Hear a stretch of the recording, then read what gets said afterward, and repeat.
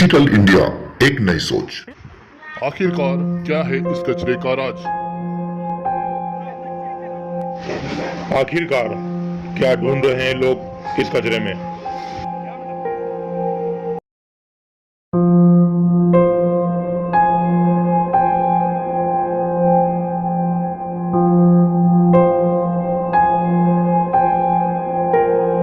लाश पुलिस वालों ने बोला कि कचरे में गाड़ दिया हम लोगों ने। हम 3 दिन से थाने कचरे में ही घूम रहे हैं बेटा। आज सुबह से 9 बजे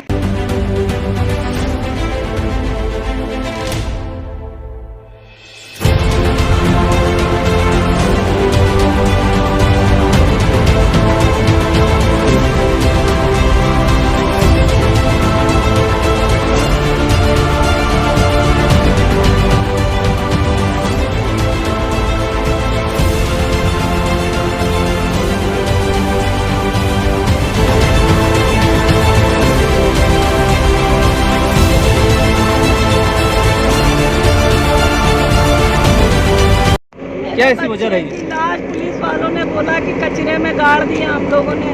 हम 3 दिन से थाने कचरे में ही घूम रहे हैं बेटा। आज सुबह से 9 बजे से यहाँ बैठे हैं, खड्डा ही खोद रहे हैं, खाली निकल नहीं रही कोई लाश। कभी कहते इधर गाड़ दिया, कभी कहते उधर गाड़ दिया बेटा।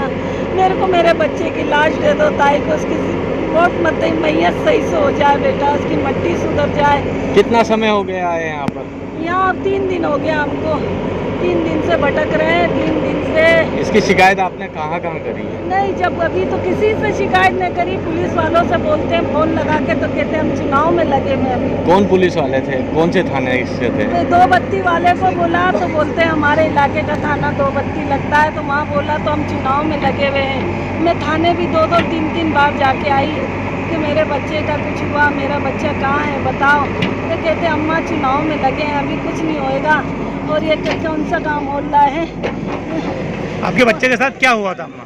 मेरा बच्चा उसकी बहू के साथ अपनी बीवी के साथ जा रहा था झालावाड़, तो स्टेशन से उसकी औरत को बोला तू चली जा, मैं बाद में आता हूँ। ऐसा बोल के मेरी बहू बता रही है कि ऐसा बोल के चला गया। जो चला गया उसका कोई पता नहीं। मैं सोची कि मेरी बहू ले गई साथ में। मैं मेरे बहू की इंतज़ार में सब्र से बैठी। जब फ़ोन लगाया तो बोले मेरे साथ नहीं आया। तो मैं 2 बत्ती थाने में रिपोर्ट डाली, एसपी ऑफिस में भी रिपोर्ट डाली मैंने, मगर कोई पता नहीं चला। ये भी एक शुभम नाम का लड़का है, उससे पता चला कि खंडर में लाश मिली है। तो हम इस थाने में गए, ये राम मंदिर के पास थाना है ना, वहाँ गए हम। तो वहाँ उन्होंने बोला मिली तो है लाश, ये कपड़े देख लो। तो हमने कपड़ा देखा तो चप्पल मेरे छोटे बेटे की थी और वो कपड़े उसी के थे साहब। और वहाँ उन्होंने सब कपड़े बताया। और एक दिन तो सारा दिन उन्होंने पंचनामे में लगा दिया, एक एक की गवाही, एक एक की सब लिया। दूसरे दिन लाके यहाँ खड़ा कर दिया। तो यहाँ बोले अब कोई है नहीं, बोले खोदने वाला उठाने वाला। तो फिर चले गए। आज फिर सुबह 9 बजे से यहीं बैठे हुए हम। क्या नाम था आपके लड़के? साजिद नाम था। क्या करता था? धंधा करता था बेटा। उसके पास बैग था एक काला, वो बैग भी बोलते लाश के पास से नहीं मिला। बैग में उसका आधार कार्ड सब था, सब ID। आपका नाम क्या है अम्मा? मुमताज। आप क्या लगती हैं उनकी? मैं उसकी माँ हूँ बेटा। ये इसके 2 छोटे बच्चे हैं उसके। देखो पटवारी तहसीलदार ने सबने साइन कर दी ना कि ये बंद कर दे, क्योंकि कारण क्या है कि अपन सेवा आपका फोन आया, आप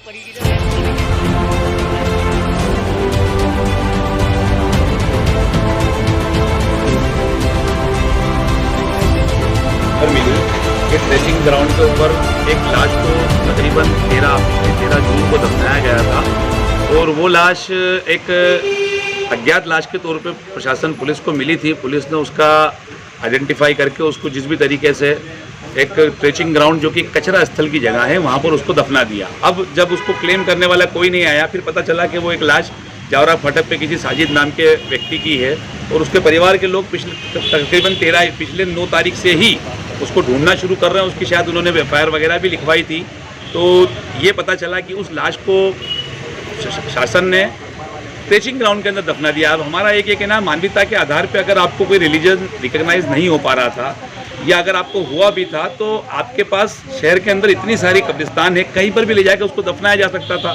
बेवजह उसको कचरे के ढेर में, जहाँ पर सारे शहर की गंदगी जाकर इकट्ठा होती है, उन्हीं के बीच में ले जाकर उसको दफना दिया। अब जब क्लेम किया जा रहा है तो वो लाश अंदर से ढूंढना चाह रहे हैं लेकिन मिल नहीं पा रही। आज भी हम लोग जेसीबी लगी थी, वहाँ पर लोग लगे हुए भी थे। यहाँ पर इनके परिवार वाले, इनकी मदर लगी हुई हैं, इनके 2 छोटे छोटे बच्चे हैं, एक 5 साल है और एक 4 साल के 3 साल के बच्चे हैं छोटे छोटे।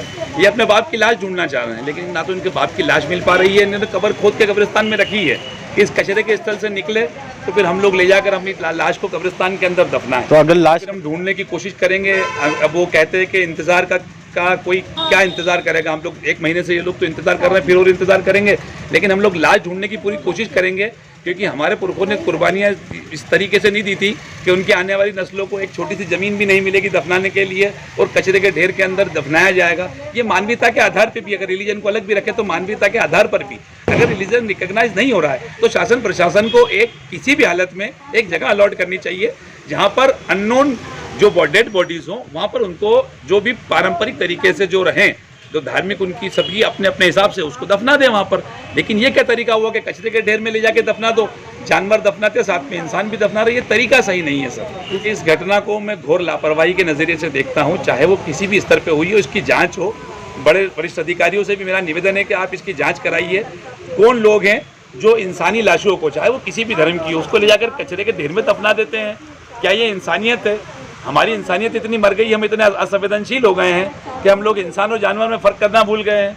मेरा ये निवेदन है सभी से, शासन से भी प्रशासन से भी, उच्च स्तरीय जांच हो, ताकत से ढूंढा जाए, उनकी लाश को वहाँ से अंदर से निकाला जाए और जो भी तरीका हो, जो मुस्लिम तरीके रीति रिवाज से उनकी लाश को कब्रिस्तान में दफनाया जाए। इन बच्चों को कम से कम सुकून मिल जाए, इस माँ को सुकून मिल जाए, इसकी वाइफ को सुकून मिल जाए कि हाँ पूरी तरीके से मेरी बच्ची को मेरे बच्चे को दफन किया गया। प्रशासन से मैं यही मदद करूंगा कि जिनके बच्चों का बाप का साया सर से उठ गया है तो उस बाप के साये का तो हम वापस ला के नहीं दे सकते, लेकिन जितनी मोरल तौर पर, इकोनॉमिकल तौर पर हम लोग इनकी मदद कर सकें, हमें इनका साथ देना चाहिए। ये बच्चे यतीम हो गए, यतीमों के सर पे शफकत का हाथ रखना बहुत बड़ा सवाब का काम है, चाहे वो कोई भी हो। इसमें कोई रिलीजन बेस नहीं है, इंसानियत है। अगर कोई यतीम हुआ है, अनाथ हुआ, तो उसके सर पे मोहब्बत से हाथ रखिए, उसकी मदद कीजिए। मैं चाहूँगा कि शासन प्रशासन इनको आर्थिक तौर पे भी मदद दे, इनकी स्कूल की फीस का खर्चा उठाए, शासन प्रशासन इनके लिए एक अच्छे भविष्य के लिए कोई ना कोई व्यवस्था करे। तो 1 महीना हो गया होता है।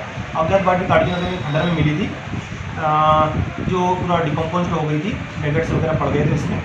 उसका पीएम वगैरह हुआ था, उसका डीएनए सैंपल वगैरह रखवाए थे, कपड़े वगैरह सब रखवाए थे, उसकी शिनाख्ती नहीं हो पाई थी। तमाम जगह आरएम करवाए गए, सब थानों में सूचनाएं दी गई थी। फिर आज कल परसों उनके परिजन आए हैं, कपड़े देख के उसको पहचाना है कि सर ये हमारे परिजन हो सकते हैं, ये हमने पहचान लिए, कपड़े उन्हीं के थे। प्रक्रिया के तहत उसको हमने ग्राउंड है, टेंचिंग ग्राउंड, वहाँ पर जो पूर्वानुसार जैसे गड़वाते आए हैं उसी तरह उसको विधि विधान से गड़वाया हुआ है, वहाँ पर दफनाया हुआ है। अब उसको आज चूँकि शाम हो गई है तो हमने उसको ढूंढवाने का प्रयास कर रहे हैं, कल और ढूंढवा का प्रयास करके और बॉडी घर वालों को सुपुर्द करेंगे। सर कितनी लाशें अभी तक वहाँ दफनाई गई? देखो अभी मेरे ज़माने में तो ये फर्स्ट लाश है, उसके पूर्व में रिकॉर्ड अनुसार जो भी अज्ञात बॉडी मिलती है तो वहीं पर दफनाते हैं ग्राउंड में। सर कुछ आंकड़ा वगैरह? आंकड़ा ये देख के बताना पड़ेगा। सर इस तरह की जैसे कचरे के ढेर में लाशें वगैरह दफनाते हैं, सर क्या उतना सही है? नहीं, कचरा का ढेर अलग है, टेंचिंग ग्राउंड बहुत बड़ा है, टेंचिंग ग्राउंड बहुत बड़ा है। वहाँ पर जो भी ऐसे अज्ञात बॉडी मिलती है वहाँ पर पूर्व रिकॉर्ड अनुसार हम दफनाते हैं, तमाम पर्याप्त जगह है, उस जगह पर हम उसका उपयोग करते हैं और विधि विधान के साथ से उसको करवाते हैं।